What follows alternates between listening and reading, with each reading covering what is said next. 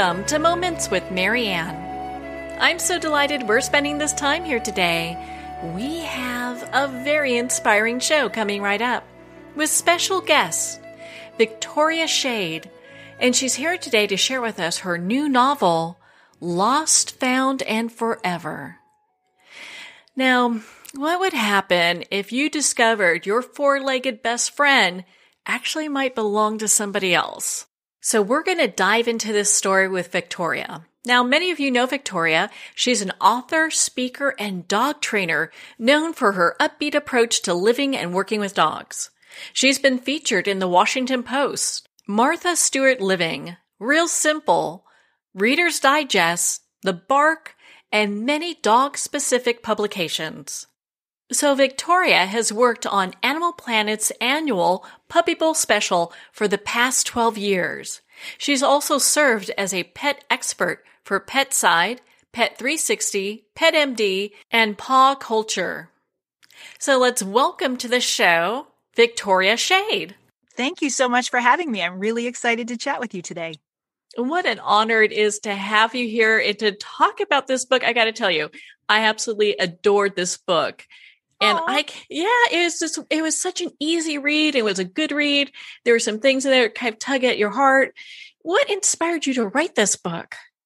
You know, I think it's the idea that so many of us are adopting our dogs, and most of the time we don't know our dogs' backstories.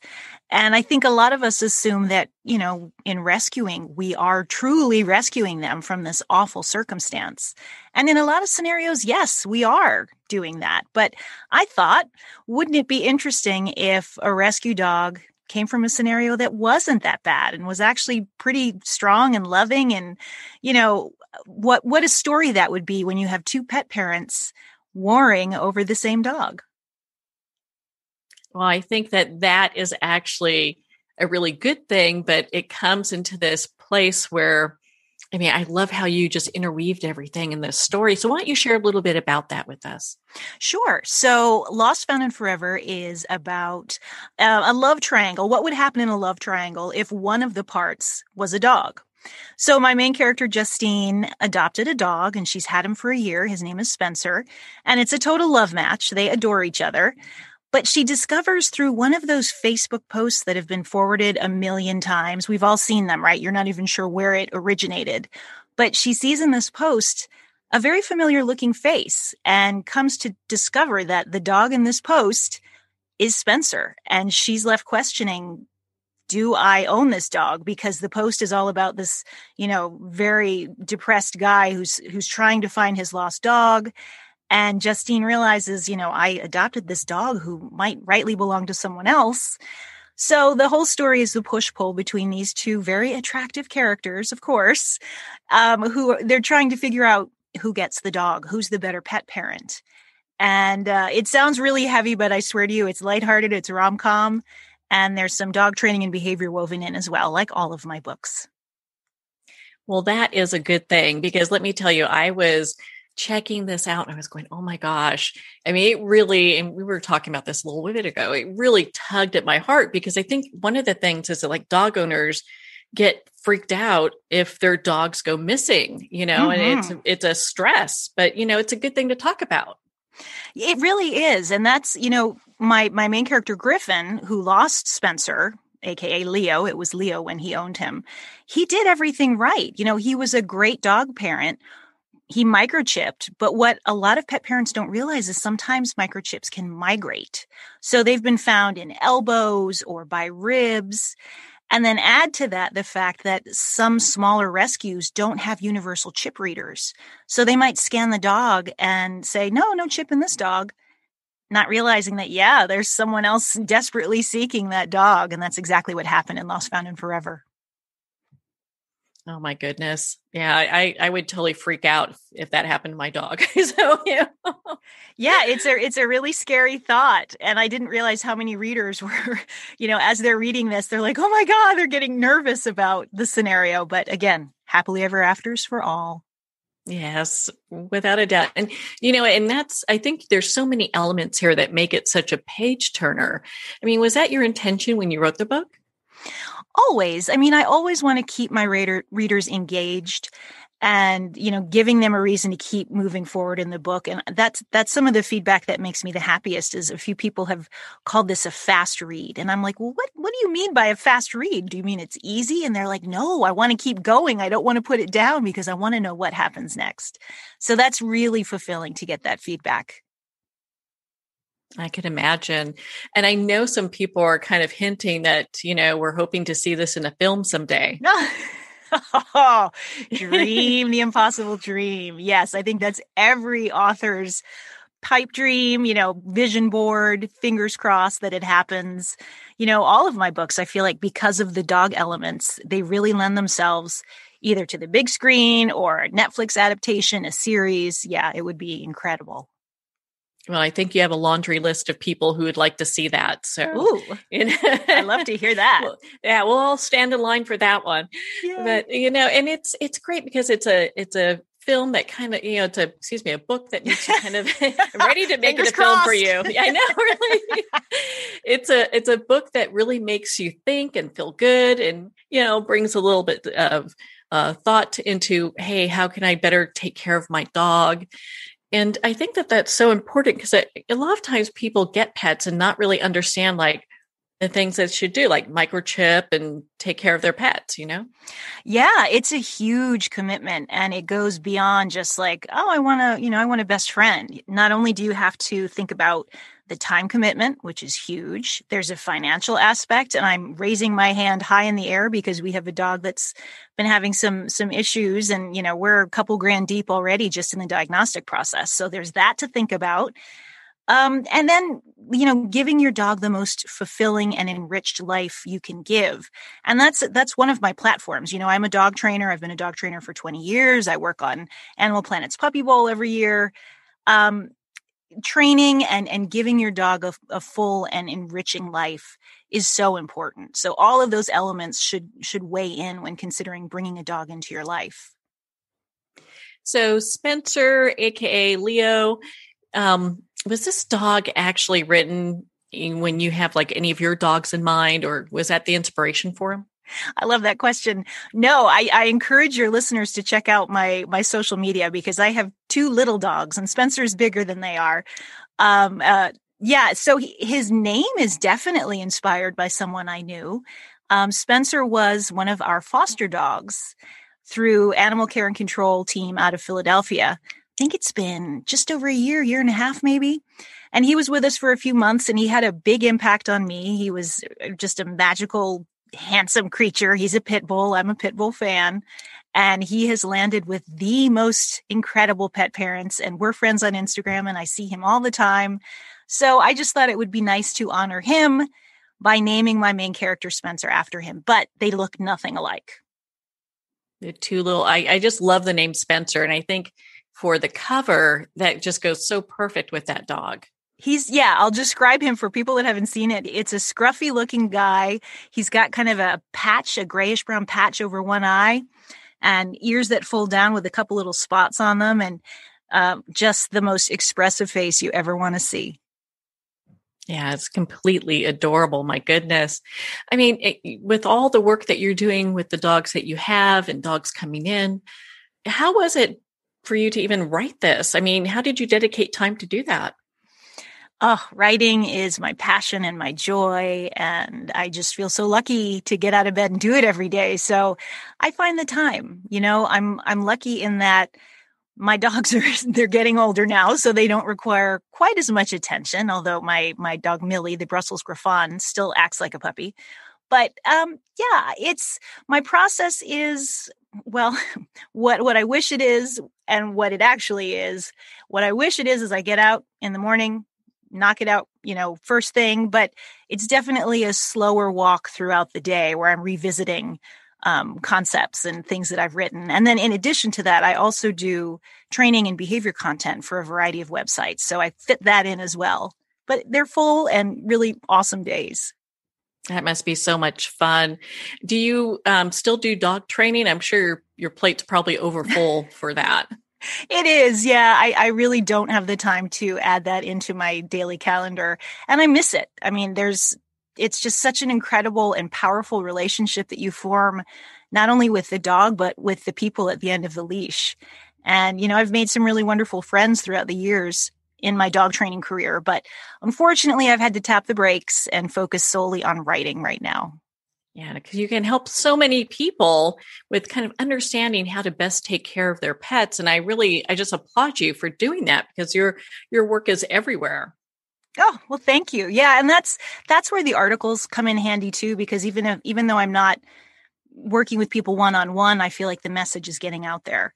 And there, with social media, there are so many incredible younger trainers coming up with such incredible ideas about how to interact with their dogs, where I'm like, damn, I'm learning something. So there are a lot of great resources out there.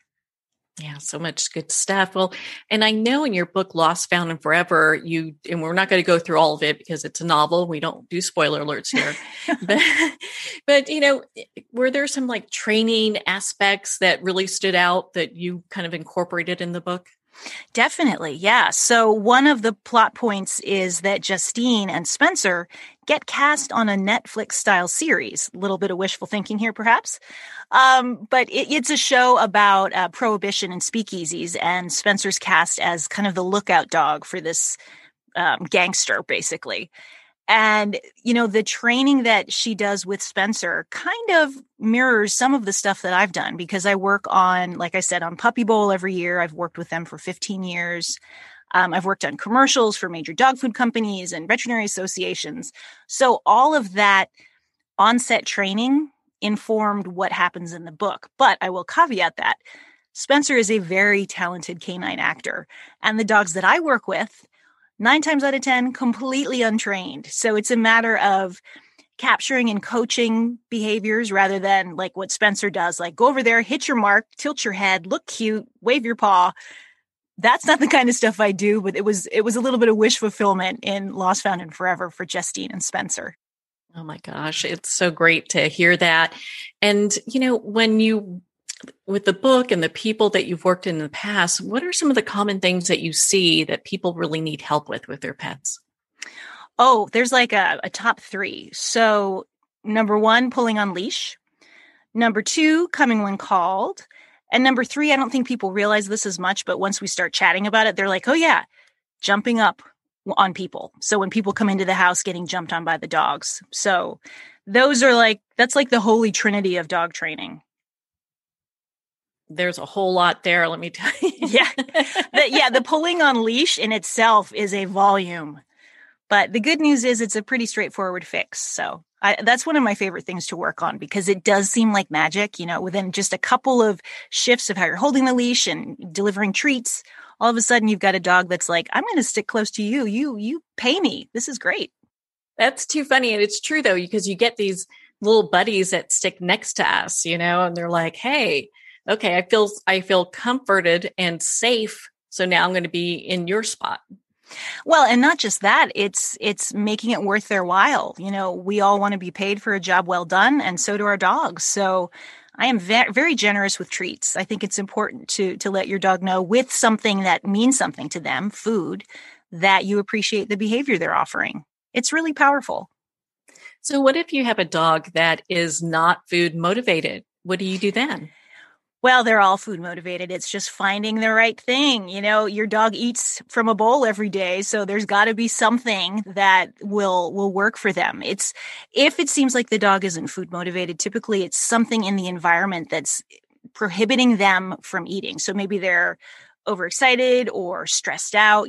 We don't always recognize stress in our dogs. Or you're using something boring, the dry, boring biscuit. Ugh. Upgrade to cheese, try a little bit of chicken, little bits of hot dogs. I just actually bought hot dogs today because I'm getting ready to go back to the shelter and start walking shelter dogs. And that's super powerful for them to get a hot dog, because they think about their lives, not to be a downer here, but they're in runs for the majority of their day. So when you get them outside, they're like, oh, I'm losing my mind. And a little bit of well-timed hot dog really helps them focus and makes them easier to walk, which is a big thing. Well, and then they feel pretty happy, get a little treat like that, probably brightens up their day. Definitely. Yeah. I'm the hot dog lady. They love you. I think they love anyone that has the key to the outside. And that's why volunteering, if I can do a commercial, volunteering at your local shelter, people are like, I don't know if I could do it. You can do it. The dogs need you. Go volunteer. It's really, really powerful and wonderful. Well, and that's such a powerful message that you bring too, because, we've got so many animals that do need still adoption or fostering, and at least being able to get out there if you can't do either of those and volunteer. That's such a big deal. And there are so many ways to volunteer. Even if you can't give a few hours to go walk dogs, you could, be a transport. That's huge. I don't think people realize that many rescue organizations need people to drive dogs from point A to point B. So your commitment could be as quick as 1 hour. Or at adoption events, sometimes they need people to just stand with them and hold a leash so people can meet dogs. So it's not just bringing dogs into your home. Of course, that's wonderful and super helpful. But there are tons of different ways you can help. And of course, giving money. They always need, all of our rescue partners out in the world need donations to keep going. So that's probably the easiest way, is just click a button, send some money. Yeah. I mean, they've got to feed, take care of these dogs, so there's a lot that's incorporated in that because they all have different needs. To kind of pivot back around to your book, Lost, Found, and Forever, were you expecting to write kind of a romance novel, when you started out with this? Definitely. Yeah. So my last novel, Who Rescued Who, was it's set in England, and it's definitely got some heavier themes and some family trauma and drama.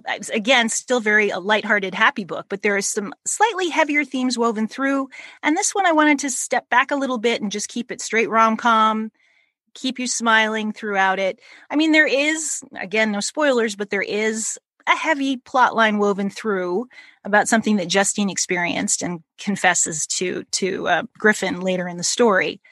But I definitely was pedal to the metal on the rom-com for this book.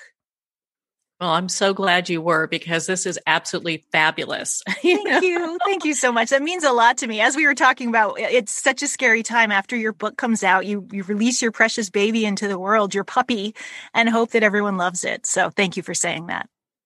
Well, I know a lot of people do not, they just love this book, but, it also, I think, brings awareness to how we take care of our pets. And I have such a huge appreciation for how you brought this story together.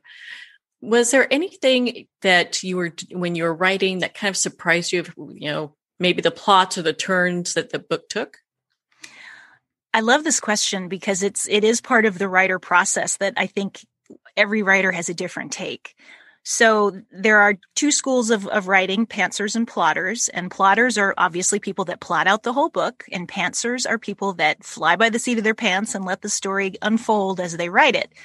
I am a pantser, not a plotter. It's so much easier to be it's tougher at first, but it's easier in the long run to be a plotter. But I like my characters introducing themselves to me and the scenarios unfolding. And honestly, it feels like magic for me, because I'll write a character and say, I'm not sure why this person is here. And then a few chapters later, I'll go, that's why she's here. That makes so much sense. So it's almost like these people are living somewhere and they're whispering in my ear saying, tell this part. Don't forget about this. I love it. Oh my gosh, that's so just intriguing how that works, because you often think, okay, when you see good, just great books like this, that perhaps, the characters kind of take on a life of their own, or, you kind of see that with great authors. I guess that's the hope too, that they feel real to readers. And I will caveat what I just said. I definitely have an endpoint, beginning, middle, end that I am working through, but a lot of the other stuff and the characters reveal themselves as I go. Are there any final thoughts that you'd like to leave with our listeners? I just love this book. I highly recommend it. I just can't say enough good things about it. Oh, thank you so much. I guess, if readers want to look at their dog possibly in a new way, a new appreciation for their dog, and read fiction that's inspired by someone who spends her days knee-deep in dogs, pick up Lost, Found, and Forever, because you're probably going to learn something in addition to hopefully having a laugh or two. Oh my gosh, I did. I learned a lot. I was laughing. There were some parts where I was a little freaked out, but it was all good. Yay, it's the full gamut of emotions. That's what I love. It is. It is. It's a great book because I picked it up and read it cover to cover. It was fabulous, Oh, thank you. Yeah. Well, and that's my final thought. If and when you read and you enjoy, if you could review, it is so helpful, not just for me, but for any author that you read and you love. Reviews are ways to help readers find the book. So yeah, I encourage your listeners to review any and all the books they love. Well, we love that. Well, Victoria, where can our listeners connect with you and learn about your other work and be part of your community? Oh, I love this question because I am way too active on social media. My dogs are the stars of my Instagram. It's at Victoria_Schade, Schade. Twitter is just at Victoria Schade. Facebook is at Victoria Schade Author. And my website, can you guess? victoriaschade.com. Makes it really simple to find you. We love that. Indeed. Yes, indeed. Well, and you've got some great photos on Instagram. I've been following you. I suggest everyone do the same. Victoria, thank you so much for taking the time to be on the show with us here today. This was a pleasure. Such a fun interview. Thank you again. Well, thank you, Victoria. It has been such an honor to spend this time with you and to talk about your new novel, Lost, Found, and Forever. Now, Lost, Found, and Forever is a great summer read, so you want to pick it up. And it's also available at Amazon, Barnes & Noble, and all indie retailers. And again, if you don't see it on the shelf, ask for them to order it. And please support our indie bookstores. Again, if you'd like to connect with Victoria Schade, you can at victoriaschade.com for more information. Well, we're at the end of our time today. I would like to thank everyone for tuning in. You're listening to Moments with Marianne. And remember, make every moment count.